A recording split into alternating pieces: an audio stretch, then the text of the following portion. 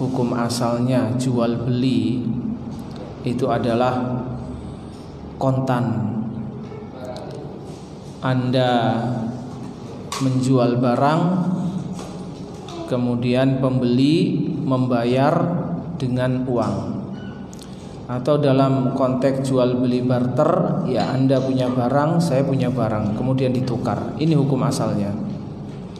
Maka jika demikian, jual beli dihukumi halal 100%, kecuali dalam jual beli emas dan perak dan komoditi riba. Disyaratkan satu syarat lagi, yaitu apa? Tidak boleh ada perbedaan timbangan ataupun takaran. Ya, emas 5 gram dengan emas 5 gram ditukar. Mungkin yang satu berbentuk kalung, yang satu berbentuk cincin, ditukar. Nah, ini boleh kontan di tempat dan tidak boleh ada kelebihan. Kalau seseorang ingin menambah, maka itu riba. Ini kan cincin, ini model baru. Ya, punyamu kalung model lama, saya minta tambahan 300.000. Berbagai macam alasan yang mungkin disebutkan oleh seorang pedagang. Ini biaya produksi, ini biaya dan seterusnya ya. Ini hukumnya tidak diperbolehkan. Tapi selain komoditi riba, hukum asalnya adalah boleh. Anda punya barang dijual dan dibeli dengan kontan dalam satu majelis serah terima barang. Namun dalam konteks jual beli yang mungkin skala besar, ada beberapa uzur yang tidak bisa dilakukan seperti itu, ya. Seperti saya mau beli beras 10 ton, mau dibawa semuanya. Tidak mungkin. Mungkin dikirim dulu ya, 1 ton, 2 ton, ya, 1/2 ton. Berarti ini hakikatnya apa? Penyerahan barang secara tertunda. Nah, penyerahan barang secara tertunda itu masuk dalam hukum apa? Utang piutang. Ya, Anda membayar, itu penyerahan barang. Anda bayar dengan dicicil, itu juga masuk dalam keumuman apa? Pembayaran dengan dihutang. Nah, hukum asalnya jual beli dengan sistem hutang piutang semacam ini, hukum asalnya boleh. Karena Allah Subhanahu wa taala berfirman, ya ayyuhalladzina amanu idza tadayantum bidainin ila ajalin musamman faktubu. Ya, wahai orang-orang yang beriman, apabila kalian saling hutang piutang umum ya, baik dalam jual beli ataupun langsung hutang uang, ila ajalin musamma, sampai batas waktu tertentu pembayarannya, faktubu, maka tulislah. Ya, dan ini yang disebutkan dalam hadis Ibnu Abbas, saya bersaksi bahwasannya jual beli salaf itu adalah boleh. Kemudian dia membaca ayat di atas, menandakan bahwasannya ayat di atas tidak hanya berlaku pada hutang uang, akan tapi ini juga berlaku dalam jual beli yang pembayaran tidak langsung kontan. Kaum muslimin rahimani rahimakumullah. Maka dengan demikian jual beli yang berbentuk hutang tidak lepas dari 3 macam ya. Jadi jual beli dalam bentuk hutang ini tidak lepas dari 3 macam. Yang pertama yaitu hutang barang. Barangnya langsung diterima tapi pembayaran tertunda. Ya, barang langsung diterima. Saya beli beras 1 kuintal. Beras saya ambil, saya bawa. Pembayaran kapan? Bulan depan. Berarti ini apa namanya? Jual beli hutang dengan sistem apa? Bayar tertunda tapi barang langsung diterima. Hukumnya bagaimana? Ini hukumnya boleh. Ya, dalam hadis Ibnu Abbas disebutkan, dalam hadis Aisyah radhiyallahu anha disebutkan bahwasannya Nabi sallallahu alaihi wasallam ishtara ta'aman min Yahudiyyin ila ajal wa rahanahu dir'an min hadid. Ya, ini hadis riwayat Bukhari dan disebutkan dalam riwayat yang lain juga. Perhatikan konteks dari hadis di atas. Disebutkan apa? Rasulullah membeli. Disebutkan Rasulullah membeli makanan dari orang Yahudi, tapi dibayar sampai batas waktu tertentu. Berarti ini apa? Hutang. Dan Rasulullah memberikan gadai baju besinya.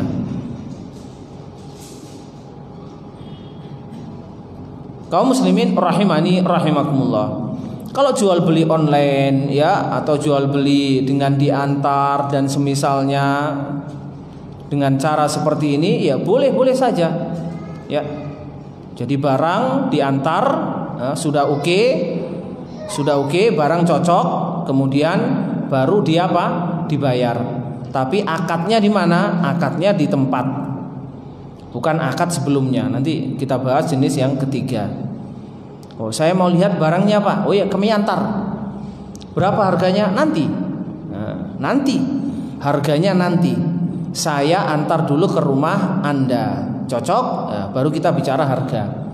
Artinya tidak melakukan transaksi jarak jauh. Kemudian yang kedua, yang kedua ini kebalikannya, ya. Jadi pembayaran kontan di depan, kemudian penyerahan barang tertunda, mungkin bulan depan, mungkin tahun depan, dan ini dikenal dengan istilah bay'us salaf atau bay'us salam. Dan ini juga hukumnya boleh. Ya. Jadi seseorang pesan barang langsung dibayar di depan, kemudian barang dikirim. Dikirim itu mungkin datang sehari, 2 hari, mungkin 1 minggu. Berarti ini tetap masuk dalam pengertian apa? Barang, penyerahan barang tertunda. Dan ini hukumnya boleh. Bagi yang jual beli online, ya memakai sistem ini lebih selamat. Ya. Jadi speknya semuanya disebutkan secara detail. Gambarnya disebutkan secara detail. Kemudian Anda beli, saya mau lihat barangnya, ya barangnya seperti ini. Anda kalau mau lihat, lihat di mana? Di toko-toko yang ada, atau cari di Google, di internet, seperti apa spek barang ini. Saya minta kod, ya minta dibayar di tempat, enggak. Anda bayar, barang kami kirim. Masalah nanti Anda komplain, kalau komplain barangnya tidak sesuai speknya, oke, kami terima. Tapi kalau komplain karena Anda tidak cocok dan ingin membatalkan, ya ada orang membatalkan jual beli itu seenaknya ya. Sudah disebutkan ini loh barang yang kami jual seperti ini. Ketika sampai di rumah, oh sebenarnya saya nggak ingin cari seperti ini, saya ingin cari yang di atasnya. Nah ini nggak diterima. Ini nggak diterima. Maka cukup dikirimkan barang, ketika sampai disuruh cek, ya barang sesuai dengan spek apa tidak? Ya sesuai dengan spek. Sudah selesai akad. Ini disebut bay'us salam dan bay'us salaf. Kaum muslimin rahimani rahimakumullah. Dalam hadis Ibnu Abbas disebutkan qadiman Nabi sallallahu alaihi wasallam al-Madinah. Nabi sallallahu alaihi wasallam datang ke Madinah wa hum yuslifuna fi thimar as-sanah was-sanatain. Sedangkan penduduk kota Madinah ini melakukan akad salam untuk penyerahan barang 1 tahun ke depan atau 2 tahun ke depan. Faqala, maka Rasulullah berkata, man aslafa fi tamrin, ya barang siapa yang melakukan akad bay'us salaf pada kurma, ya pada buah-buahan, fal yuslif fi kailin ma'lumin, maka hendaklah melakukan akad bay'us salam, bay'us salaf dengan apa? Takaran yang jelas. Jadi berapa mud, berapa sok. Wa waznin ma'lumin, dan dengan timbangan yang jelas. Ila ajalin ma'lumin, sampai batas waktu yang jelas ya. Jadi berapa tahun, berapa bulan, saya serahkan bulan apa. Ini semua harus disebutkan dalam akad. Ini menunjukkan bahwasannya Rasulullah Shallallahu Alaihi Wasallam itu memperbaiki beberapa jenis akad di zaman itu, ya, di zaman jahiliyah. Sesungguhnya akad ini sudah ada. Akad ini sudah ada di zaman jahiliyah. Rasulullah Shallallahu Alaihi Wasallam memperbaikinya. Nah, penjelasan dari hadis di atas disebutkan ya. Lamma qadiman Nabi sallallahu alaihi wasallam al-Madinah wajadal ansar yata'amaluna bis salam. Ketika Nabi sallallahu alaihi wasallam datang ke Madinah, mendapatkan kaum Ansor sudah melakukan muamalah jual beli salam.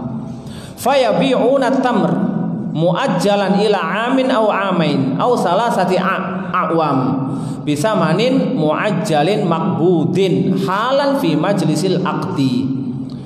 Maka mereka memperjualbelikan kurma ya muajjalan, tapi diserahkan tertunda untuk 1 tahun, 2 tahun atau 3 tahun ke depan.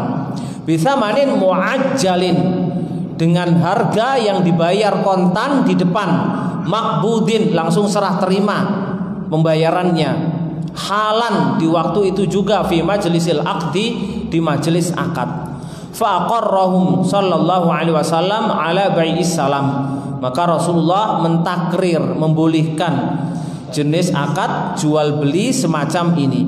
Walakin dhabatahu bi syurutin muayyanah, akan tetapi Rasulullah sallallahu alaihi wasallam menetapkan ya aturan-aturan tertentu untuk memperbaiki akad ini menjadi benar. Maka Rasulullah Shallallahu Alaihi Wasallam berkata dalam hadis di atas ya, man aslafa fi tamrin fal yuslif fi kailin ma'lumin wa wazn ma'lumin ila ajalin ma'lumin. Hendaklah diperjelas berapa takarannya, timbangannya, dan kapan penyerahannya. Maka kalau kita lihat sekilas dari hadis di atas, itu tidak disebutkan pembayarannya. Nah, pembayarannya ini disebutkan dalam syarahnya. Jadi bai'us salaf itu pengertiannya adalah Anda bayar di depan kontan, kemudian penyerahan barang nanti. Kaum muslimin rahimani rahimakumullah, kalau begitu DP ini masuk dalam bai'us salaf apa tidak? Tidak masuk dalam bai'us salaf ya. DP itu hanya sebagai apa? Sebagai uang muka jaminan kalau dia akan melanjutkan transaksi. Nah, kalau terjadi pembatalan, DP dianggap hangus. Ini ada penjelasan tersendiri ya masalah DP. Ini belum akad. Maka kalau Anda jual beli online ya, baru DP kemudian barang dikirim, nah ini nanti masuk pada jenis jual beli yang ketiga. Nah, jual beli yang ketiga yang berbentuk hutang piutang itu kedua-duanya sama-sama terhutang. Yang ini dikenal dengan istilah bai'ul kali bil kali ya. Jual beli hutang dengan hutang. Jadi pembayaran nanti, barang juga nanti diserah terimakan. Ini hukumnya apa? Tidak boleh ya. Jadi pembayaran nanti ya tertunda ya. Bisa juga dicicil, itu masuk dalam pengertian apa? Tertunda atau hutang. Kemudian barang juga dikirim sebagian secara bertahap. Ini juga masuk dalam pengertian apa? Terhutang. Ini hukumnya tidak diperbolehkan. Maka yang boleh 2 jenis di atas ya. Kemungkinan barang langsung diserah terimakan, pembayaran tertunda, atau kebalikannya apa? Pembayaran langsung kontan di depan tapi penyerahan barang tertunda. Jadi jual beli ketika selesai akad itu langsung ada yang bisa memanfaatkan. Akan tetapi ketika jual beli ketika sudah selesai akad tidak ada yang bisa mengambil manfaat, maka jual beli ini adalah jual beli yang terlarang. Ya. Jadi kalau misalnya seseorang hutang beras berapa? 1 kintal, langsung diambil berasnya. Dia langsung bisa ngambil manfaat dari jual beli ini. Berasnya langsung diambil, dimanfaatkan. Pembayaran nanti. Atau sebaliknya, ya, langsung bayar kontan di depan. Berapa? 1 juta. 1 juta ini langsung bisa dimanfaatkan oleh penjual untuk menyediakan barang, untuk menyediakan bahan, ya, untuk memulai mengerjakan pesanan, membeli kain untuk dijahit dan seterusnya. Ada proses, ada pemanfaatan yang terjadi setelah apa? Setelah akad. Adapun jual beli hutang dengan hutang tidak ada yang dimanfaatkan. Barangnya mana? Nanti. Uangnya mana? Nanti. Kita selesai akad, apa yang bisa diambil? Tidak ada. Sama-sama nanti. Sudah paham ya? Ini jual beli al-kali bil kali. Nah, ini secara umum. Nanti antum bisa mencari contoh-contoh dalam jual beli online. Kebanyakan ini online. Online ini jarang apa? Jarang kontan, ya. Dalam hadis Ibnu Umar radhiyallahu an disebutkan anna Nabiyya sallallahu alaihi wasallam naha an bai'il kali bil kali. Nabi sallallahu alaihi wasallam melarang jual beli al kali bil kali, yaitu hutang dengan hutang. Hadis di atas, ya, ini diriwayatkan oleh Ad-Daruqutni dan Baihaqi. Diriwayatkan oleh Ad-Daruqutni dan Baihaqi. Tapi hadis tersebut dhaif, lemah. Hadis ini lemah, disebutkan oleh Imam Syafi'i rahimahullah, ahlul hadis yuhinuna hadal hadis. Ya, para ulama hadis melemahkan hadis tersebut, yaitu menghukumi sebagai hadis yang lemah. Demikian juga Imam Ahmad menyebutkan dalam hadis di atas ada Musa bin Ubaidah. Ada hadis dalam sanad di atas ada rawi yang bernama Musa bin Ubaidah.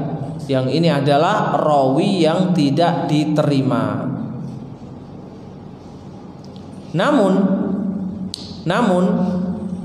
hadis tersebut walaupun sanadnya lemah tapi matannya benar.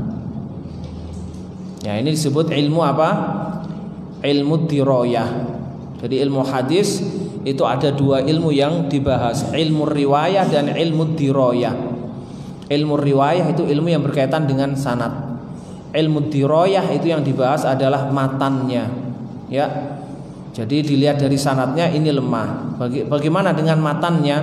Apakah ada dalil-dalil lain yang memperkuat matan tersebut? Maka dicari dari penjelasan para ulama, dan ternyata matannya itu benar, ya. Di antara penguat adalah adanya ijma, ya. Adanya ijma. Imam Malik mengatakan wa qad naha an bai'il kali bil kali, dan Rasulullah sallallahu alaihi wasallam telah melarang jual beli apa?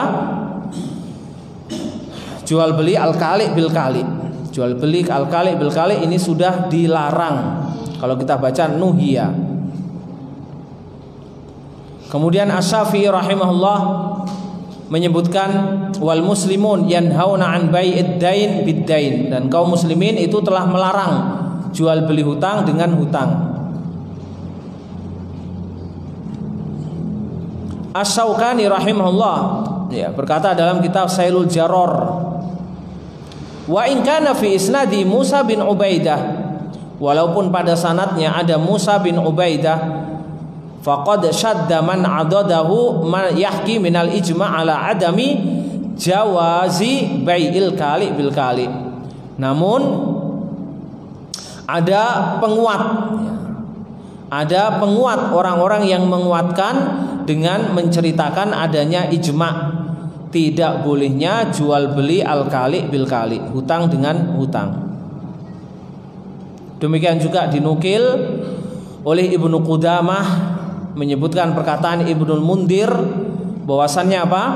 ahlul ilmi telah ijma' tidak boleh jual beli hutang dengan hutang. Demikian juga dinukil dari Imam Ahmad, ya, bahwasannya itu sudah menjadi ijma' para ulama. Dan contoh semacam ini banyak ya dalam masalah fikih, banyak sekali. Ada seseorang berdalil dengan hadis dhaif karena memang tidak ada dalil lain. Tidak ada dalil lain. Akan tetapi dhaifnya hadis tersebut diperkuat dengan ijma'.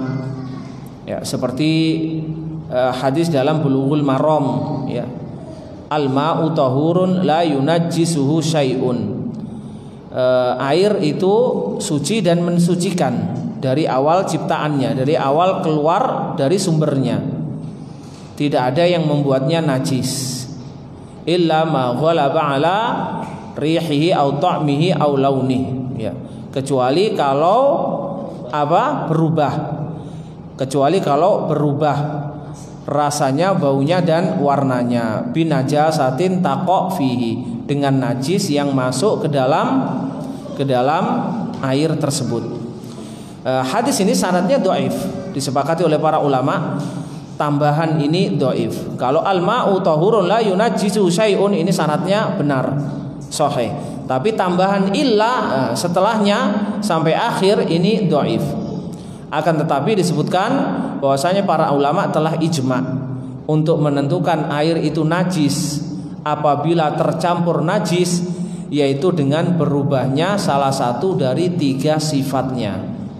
Ya, berubah rasanya, baunya dan warnanya, maka dihukumi najis. Ini ijma'. Kalau seseorang berdalil dengan hadis di atas, maka hadis di atas dhaif. Kaum muslimin rahimani rahimakumullah. Nah, pengertian jual beli al-kali bil kali itu disebutkan oleh sebagian ulama dengan mengatakan ayyabi ar-rajul dainan lahu ala rajulin bidainin ala rajulin akhor, yaitu seseorang menjual barang yang masih terhutang, ya, menjual barang yang masih terhutang dari orang lain, dijual kepada orang dan dia membayar juga dengan pembayaran yang terhutang yang ada pada orang lain.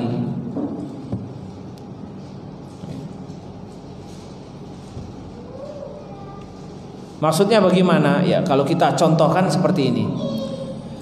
Anda datang ke toko, ya.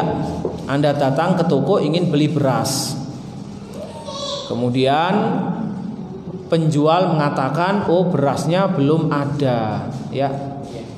Berasnya belum ada. Saya pesankan kepada fulan.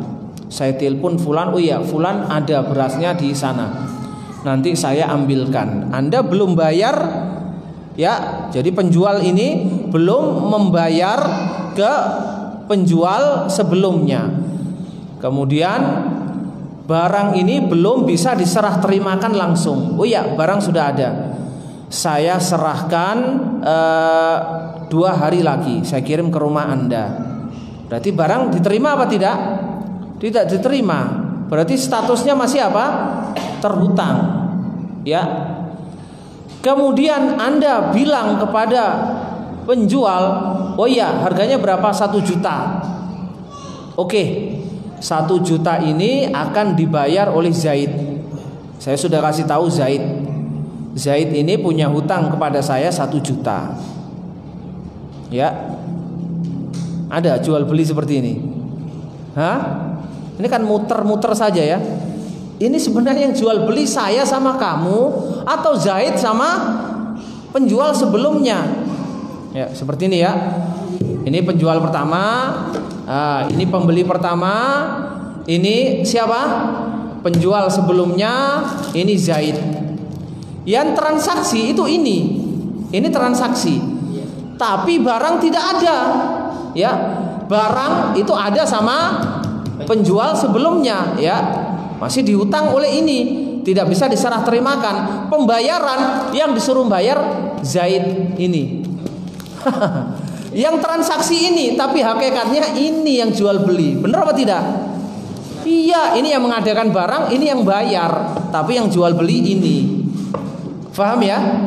Nah, ini apa namanya? Jual beli seperti yang disebutkan dalam penafsiran di atas. Ini disebutkan dalam kitab Al-Muwatta Imam Malik.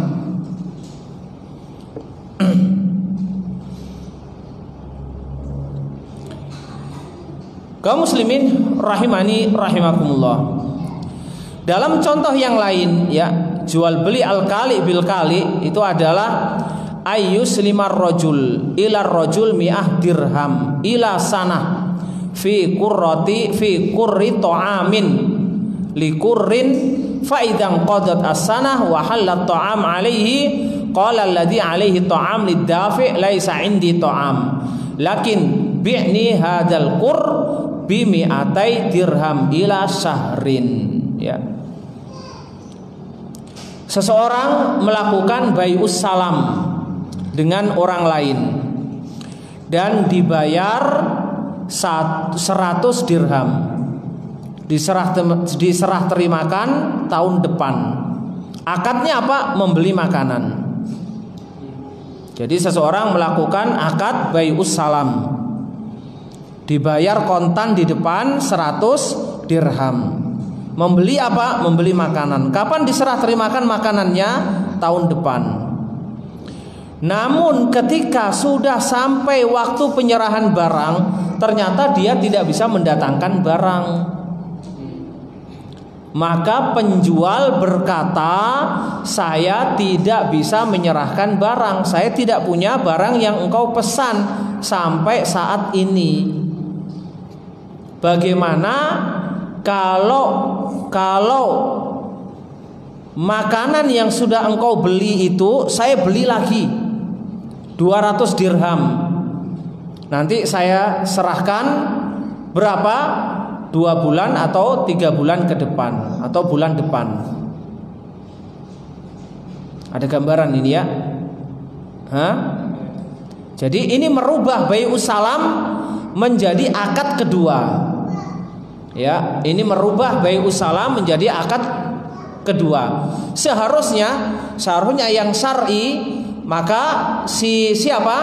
Si penjual punya 2 pilihan. Pilihan yang pertama, dia minta tambahan waktu tanpa ada kenaikan harga. Oh, saya nggak bisa, sulit sekali barang ini, sudah saya usahakan tidak bisa. Saya minta tambahan waktu 2 bulan. Ya, kalau ini tidak ada masalah, boleh.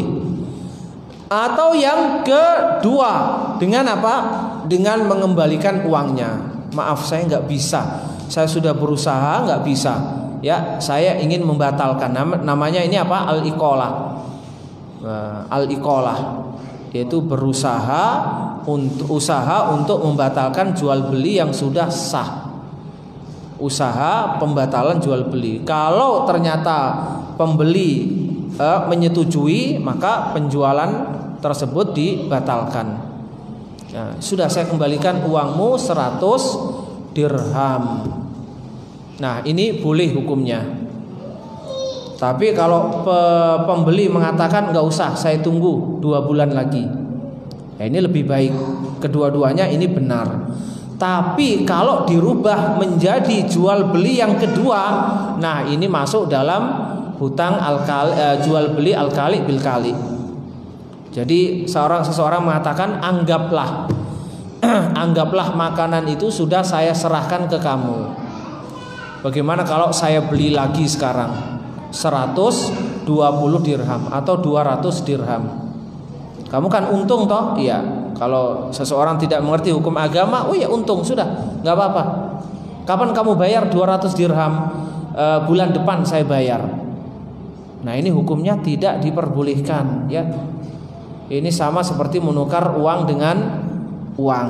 Ya, 100 dirham ditukar dengan 200 dirham karena barang tidak ada. Barang tidak ada. Demikian juga ini jual beli sesuatu yang tidak ada. Gambarannya penjual seperti membeli barang yang sudah diserah terimakan, padahal barang ini tidak ada.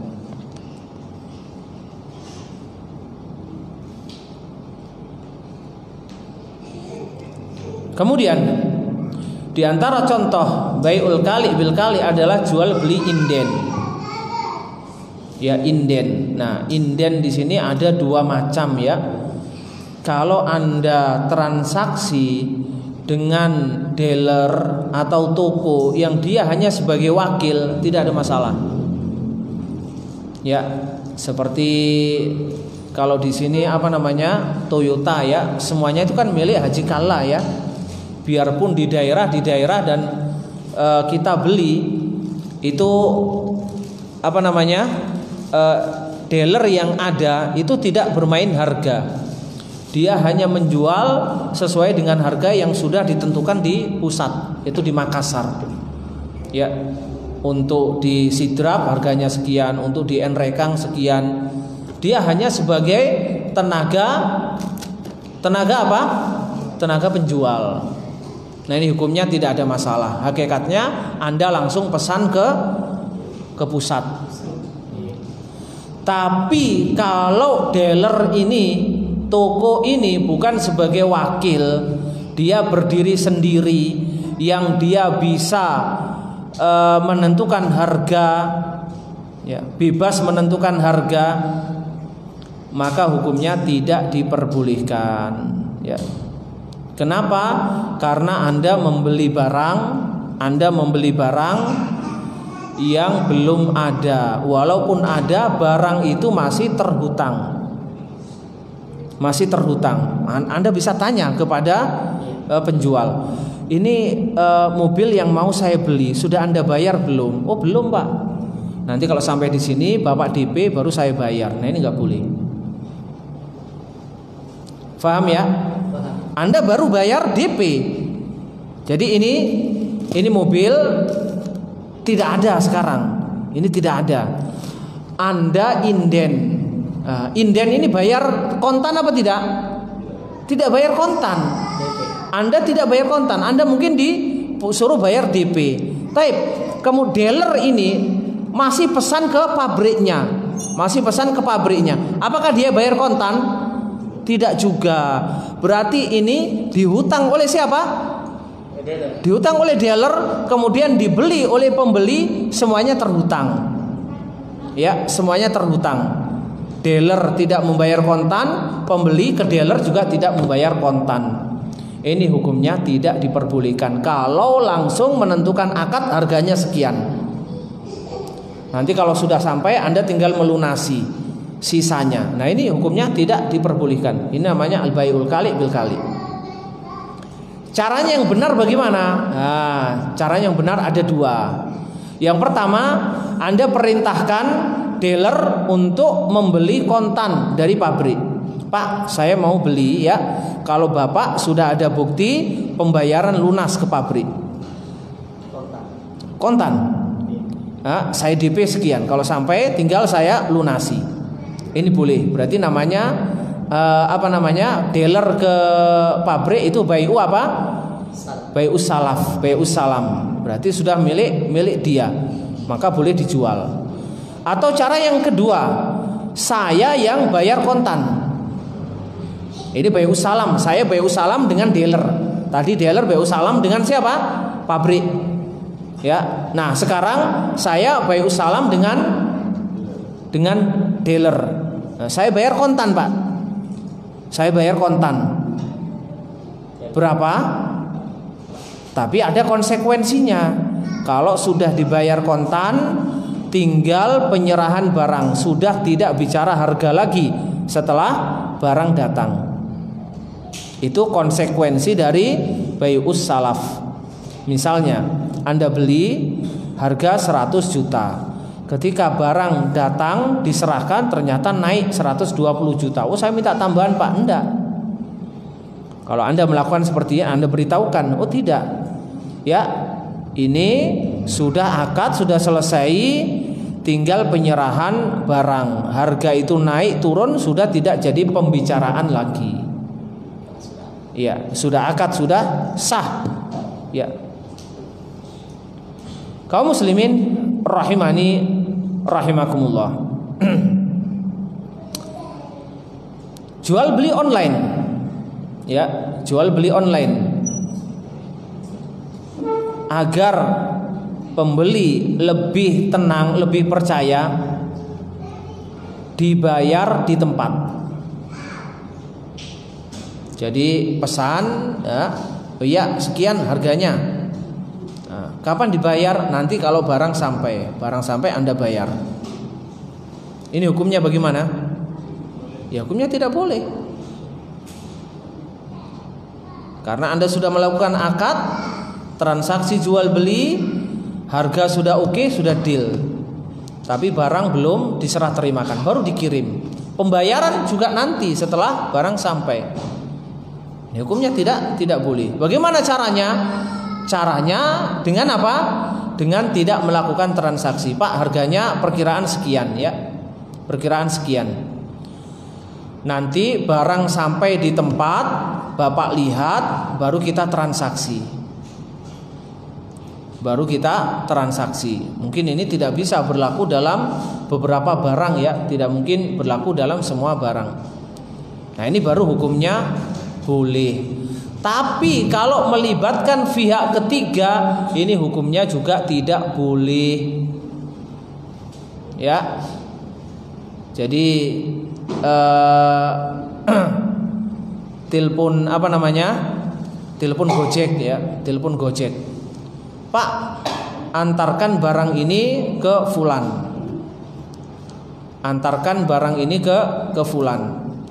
Atau sekarang yang lebih aneh, Gojeknya suruh apa? Suruh beli dulu. Ya, suruh beli dulu. Jadi, Pak, tolong ambilkan barang di fulan. Tolong ambilkan barang di fulan, bayari. Antar ke rumah saya. Nanti sampai di rumah saya bayar. Nah, ini hukumnya juga tidak boleh, ya. Hukumnya tidak diperbolehkan. Tapi kalau Anda mengantar sendiri, nah ini tidak ada masalah. Kalau yang tadi itu sama, Anda minta hutang ke Gojek. Anda minta hutang ke Gojek, kemudian dari hutang ini Gojek mendapatkan keuntungan. Baik itu dari harga, mungkin itu dari biaya pengantaran. Artinya akad ini tidak berdiri sendiri. Akad hutang piutang tidak berdiri sendiri. Tapi ada akad kedua yang berkaitan dengan akad hutang piutang, yang itu manfaatnya diambil oleh Gojek. Maka masuk dalam kaidah apa? Kullu qardin jarra naf'an fahuwa riba. Setiap hutang piutang yang menimbulkan keuntungan, maka itu dihukumi riba. Kaum muslimin rahimani rahimakumullah.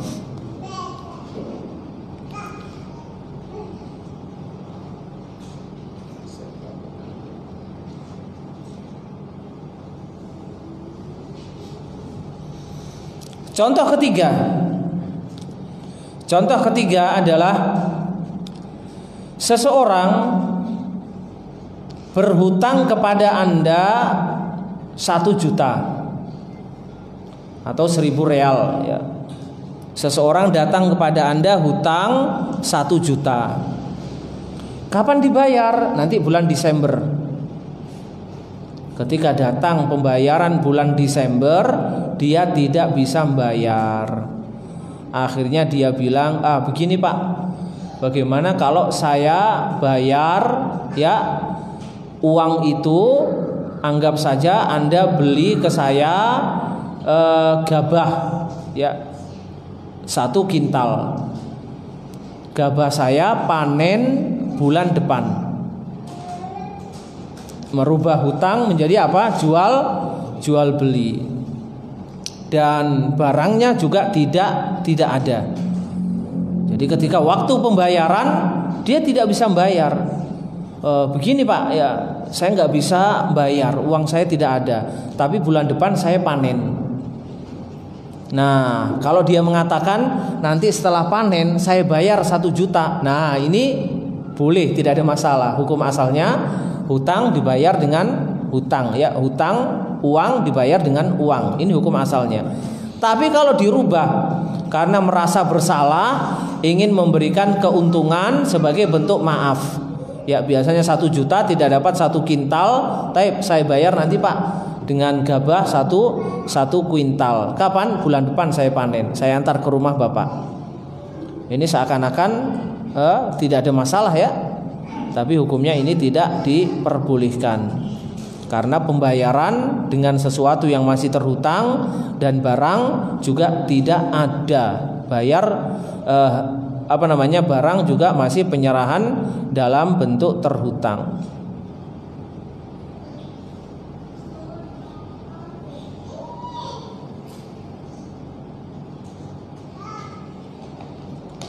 Contoh yang keempat ini masuk dalam komoditi riba. Ya, contoh yang keempat ini masuk dalam komoditi riba. Rasulullah Shallallahu Alaihi Wasallam menyebutkan ya 6 komoditi riba: emas, perak, kemudian bur, syair, ya gandum halus, gandum kasar, kemudian kurma. Yang keenam adalah al-milah, yaitu garam. Ini 6 komoditi riba. Tidak boleh ditukar antara yang satu dengan yang lain walaupun beda jenis, kecuali harus kontan. Kalau sama jenisnya harus kontan dan harus sama timbangannya. Ya, kurma dengan kurma, walaupun ini kualitasnya jelek, kualitasnya bagus, 1 kilo sama-sama 1 kilo. Baik. Kalau seseorang berhutang kurma. Saya hutang kurma 1 ton. Saya hutang kurma 1 ton.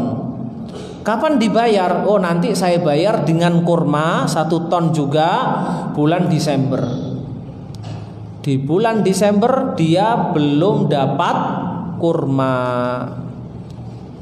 Maka dia berkata, bagaimana kalau kurmamu yang 1 ton itu saya bayar dengan gandum 2 ton. Bulan depan panen. Ya, bulan depan panen. Nah, ini hukumnya apa? Riba, tidak boleh ya. Hukumnya tidak diperbolehkan. Ini apabila masuk dalam komoditi riba. Tapi kalau tidak masuk dalam komoditi riba, hukumnya boleh, tidak ada masalah. Ya. Yang penting akad pembayarannya itu barang, bukan uang. Kalau akad pembayarannya itu uang, maka tidak boleh dirubah-rubah. Nah, kalau pembayarannya uang, seperti contoh-contoh yang di atas. Tapi kalau pembayarannya itu barang, contohnya seperti ini ya. Saya hutang mobil. Pokoknya saya hutang mobil. Nanti 3 tahun saya bayar dengan mobil. Ya, dengan merek yang sama, spek yang sama. Ya, saya hutang Avanza. Nanti 2 tahun lagi saya bayar juga dengan Avanza. Dengan apa? Merek yang sama, spek yang sama. Kemudian ketika datang waktu pembayaran, ya ternyata apa? Tidak ada Avanza. Maka saya ganti dengan merek R3. Bagaimana Pak? Kalau saya ganti dengan merek R3, saya hutang mobil, saya bayar dengan mobil. Nah, mobil ini bukan komoditi riba, ya. Walaupun mungkin R3 lebih mahal dari Avanza, tidak ada masalah. Ini hukumnya boleh, ya.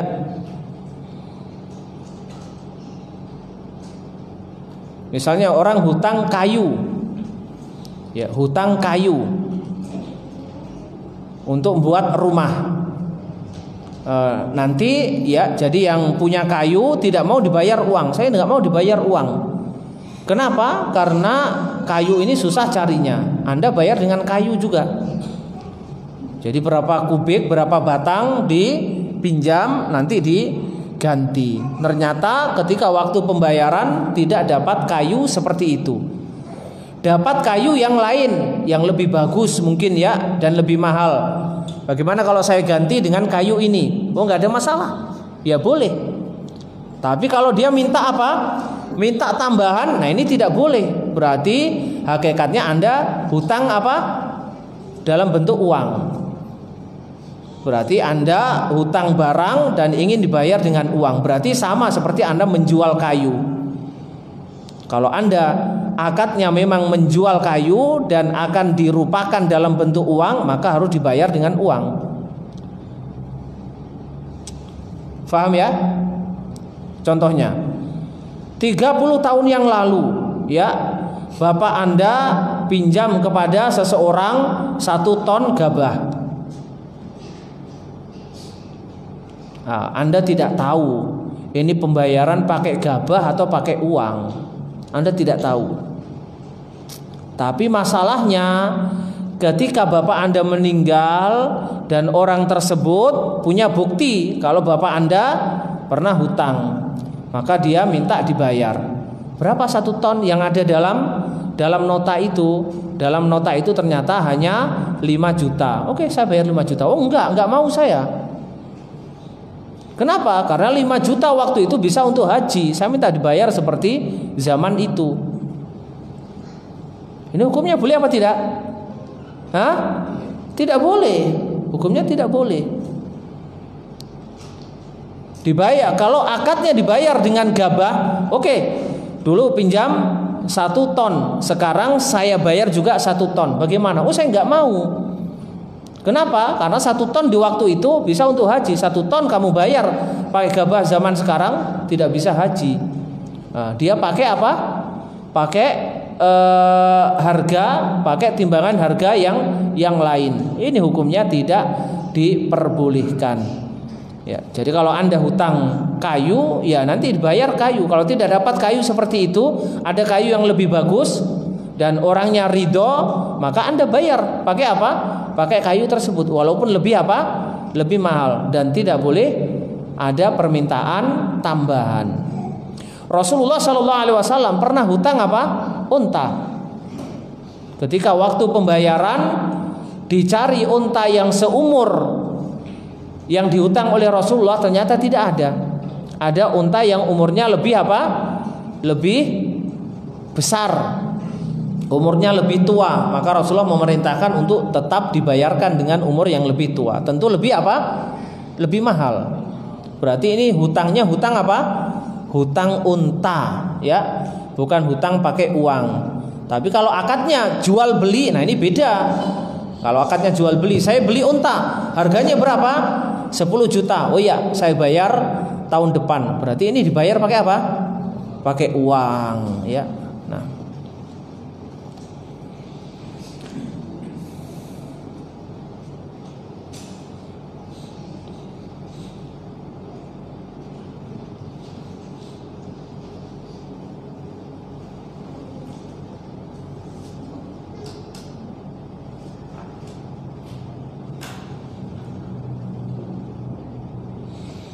kaum muslimin rahimani rahimakumullah. Nah, hikmah dilarangnya jual beli al-kali bil kali itu karena apa?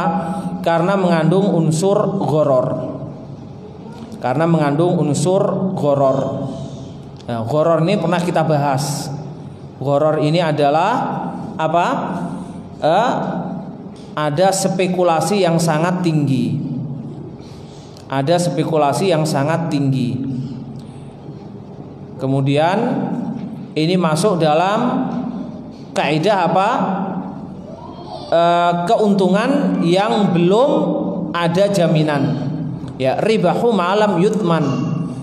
Masuk dalam keumuman ribahu ma'lam yutman, yaitu keuntungan yang belum ada jaminan.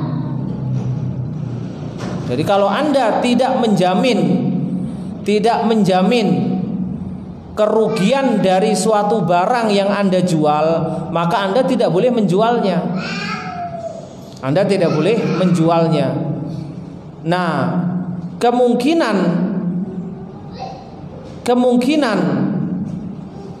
kerugian yang ditanggung oleh penjual itu hanya bisa terjadi kalau barang itu sudah dipindahkan ke tempat dia.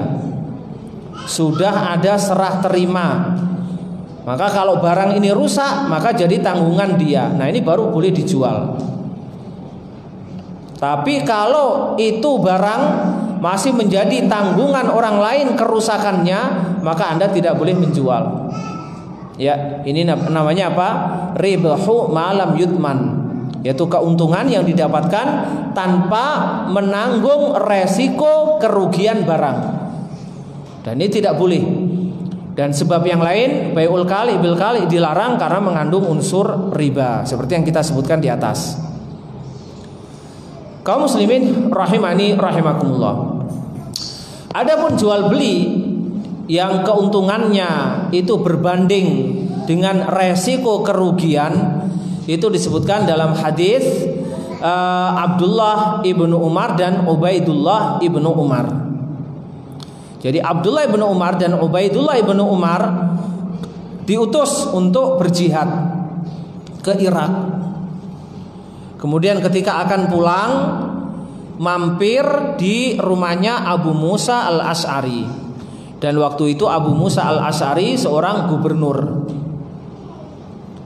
Maka Abu Musa al-Asy'ari berkata, seandainya aku bisa memberi manfaat kepada kalian berdua, pasti aku akan melakukannya. Setelah itu Abu Musa berkata, oh iya tentu. Di sini ada harta Baitul Mal yang ingin saya kirim ke Amirul Mukminin Umar bin Khattab radhiyallahu an. Ya, bapaknya Abdullah dan Ubaidullah. Bagaimana kalau uang ini kalian pinjam, kemudian kalian buat beli makanan di Irak, kemudian dijual di Madinah? Nanti untungnya untuk kalian berdua, modal dasarnya kamu serahkan kepada Umar bin Khattab. Ada yang salah di sini? Tidak ada yang salah. Boleh ya. Boleh. Berarti statusnya uang tersebut hutang. Dihutang oleh siapa? Oleh Abdullah ibnu Umar dan Ubaidullah ibnu Umar. Maka keduanya menerimanya. Oh iya, kami terima. Dan dibelanjakan. Ketika sampai di Madinah, dijual dan mendapatkan untung yang banyak sekali. Namun masalah muncul ketika mereka berdua menyerahkan modal dari Abu Musa al-Asy'ari. Ya. Umar bin Khattab radhiyallahu an memerintahkan apa? Agar diserahkan semuanya, modal dan keuntungannya. Ya. Diserahkan semuanya. Jadi Umar bertanya kepada kedua anaknya, apakah Abu Musa al-Asy'ari memperlakukan seluruh kaum mujahidin seperti kalian berdua? Mereka menjawab tidak. Kalau begitu hanya satu sebab, kalian berdua itu anak khalifah. Ya, ada KKN ya. Ada nepotisme. Taib, karena kalian anak khalifah diperlakukan seperti itu. Ini tidak benar. Pilih kasih, kembalikan semuanya. Ya, modal dan untungnya. Abdullah bin Umar diam. Tapi Ubaidullah bin Umar berkata, wahai Amirul Mukminin, engkau tidak boleh melakukan seperti itu. Sesungguhnya harta ini kalau hancur di tengah perjalanan, kami yang menanggung resikonya. Benar apa tidak? Iya. Statusnya ini sekarang hutang. Kalau ada perampokan atau terbakar di tengah jalan, berarti mereka berdua yang harus mengganti. Artinya ada resiko menanggung kerugian. Tapi Umar bin Khattab radhiyallahu an tidak menerima alasan tersebut dan mengulanginya sampai 3 kali. Ubaidullah bin Umar tetap Tetap membantah dengan bantahan yang sama. Akhirnya salah satu dari teman musyawarah Umar berkata, wahai Amirul Mukminin, seandainya engkau jadikan akad mudharabah, bagaimana kalau engkau jadikan akad mudharabah? Maka Umar mengatakan, iya, saya jadikan akad mudharabah. Maka modal dasar diserahkan kepada Baitul Mal, kemudian keuntungan yang didapatkan oleh mereka berdua dibagi dua. Setengah untuk Abdullah ibnu Umar dan Ubaidullah ibnu Umar, setengahnya untuk Baitul Mal. Berarti melakukan akad mudharabah dengan harta Baitul Mal, dan ini baru diterima oleh kedua belah pihak. Jadi yang menjadi pendalilan dari hadis di atas, bahwasannya Ubaidullah itu menyebutkan sebuah kaidah kami itu punya resiko menanggung kerugian. Maka kalau seperti itu kami juga berhak mendapatkan keuntungan.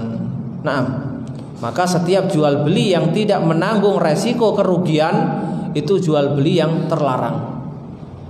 Ya, diantaranya adalah menjual barang yang belum diserah terimakan. Nah, ini sering saya ulangi ya. Jadi Anda beli dari fulan barang, dan barang itu belum dikirim ke rumah Anda, tapi sudah Anda jual, sudah Anda ecer. Nah, barang ini yang masih ada di gudangnya fulan, kalau terbakar, siapa yang nanggung resiko? Siapa yang ganti rugi?